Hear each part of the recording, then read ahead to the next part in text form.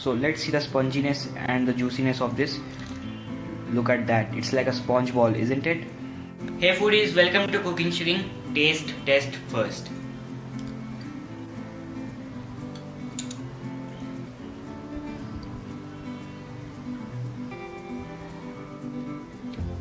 This is very juicy, very soft and very delectable. This is nothing but Rasgulla. This is very popular, people claim from Bengal, people claim it is from Orissa. Now let's leave that apart and prepare some Bengali sponge Rasgulla. This is my favorite Indian sweet dish and I have failed over 30 times to prepare this dish. Yes, over 30 times, that too miserably. I have experienced everything: dry rasgullas, broken rasgullas, flat rasgullas and whatsoever, everything, and I have the perfect solution of everything now as I have experienced so much. This is the perfect recipe for you all. Let's have a look at the ingredients required for preparing this Bengali sponge rasgulla. All we need is some milk, sugar and lemon. Now milk has to be pure cow milk, it has to be full cream and fresh. Don't use homogenized milk or UHT treatment, what they say, or Tetra Pak milks. Don't use that. 1 liter of milk, 2 cups of sugar. Sugar quantity depends upon the quality of milk that you are using and how much henna does the milk gives, and some lemon. So let us start. In a pan, add the milk. In medium flame, stir the milk and keep stirring it occasionally to prevent the burning of milk, as well as if you don't stir it, the malai may separate or cream may separate from the milk, which you don't want to have. And on the side, take out the juice from the lemons and mix it with some water. Now you can see here the milk has started to boil, and this milk is boiled, and you can see the cream has also not separated at all. Now I'm going to switch off the flame and wait for about 30 seconds before adding the lemon juice. I have mixed my lemon juice with some water, about 2 to 3 tablespoons of water to about 2 tablespoons of lemon juice or so. Now I'm going to slowly add in this mixture into this milk.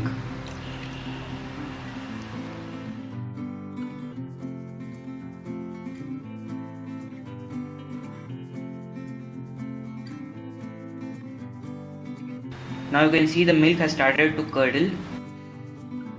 You can see the greenish way is out from the milk. Our henna is ready. Without any further delay, directly strain this.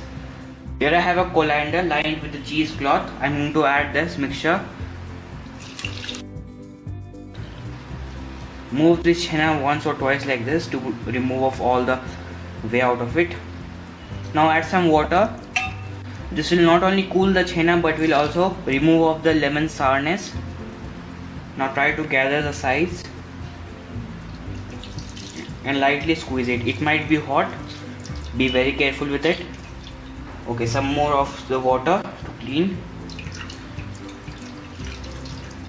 Don't apply too much pressure, lightly. Now hang this henna for about 30 minutes in a kitchen tap or in your cupboard for about 30 minutes, and all the excessive whey will be out from it.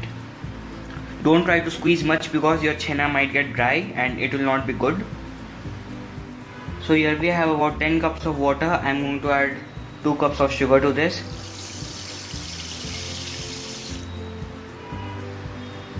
You might be thinking that is a lot of sugar syrup in here, but the calculation behind it is that if you have a rasgulla of 1 inch diameter and it will puff up into 2 inches, and then we want another 2 inches for letting it rotate nicely and swim it in sugar syrup nicely. So that is the reason behind getting so much of sugar syrup in here. If you have a smaller cooker, you may use that, and in that you will have to use little less sugar syrup for that. So that is the reason behind it. So let's heat this up and knead our henna. Here we have our henna, which is resting for about 30 minutes. Hanging for about 30 minutes. Here you can see this is neither dry nor moist. This has to be like this. It is moist but not so dry. So we are going to knead this until it gets smooth for about 3 to 4 minutes. It actually depends upon the quality of milk. Like if you use a toned milk, that will take about a long time, about 15 minutes or so, but this is pure fresh cow milk. This will take about 2 to 3 minutes to gather all. Continue kneading it like this, and do like this also in between. You might hear a little chirping sound like of thing here. That is the consistency that we are after. This is not dry, nor moist, nor wet. This has to be like this. If it is dry, your rasgullas will be dry from inside. If it's moist, it might get break, or it might get flat in sugar syrup. So continue kneading for about 3 to 4 minutes, and some fattening will come out of it. We don't want to knead further. As soon as the fattening starts leaving this chenna, we have to stop and make the balls and dump it in the sugar syrup.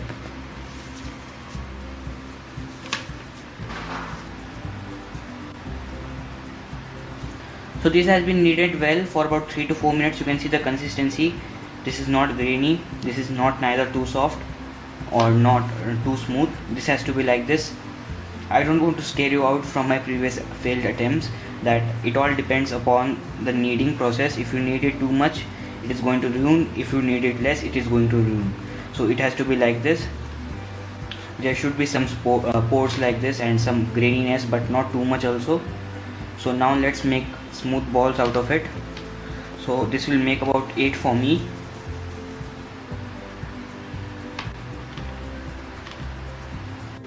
Here are my rasgulla balls ready. You can see these are of this size, and there are some cracks and grits, but don't worry, these will help in getting them puffed up very nice. So now you can see this water is bubbling really well. I'm going to add this into this.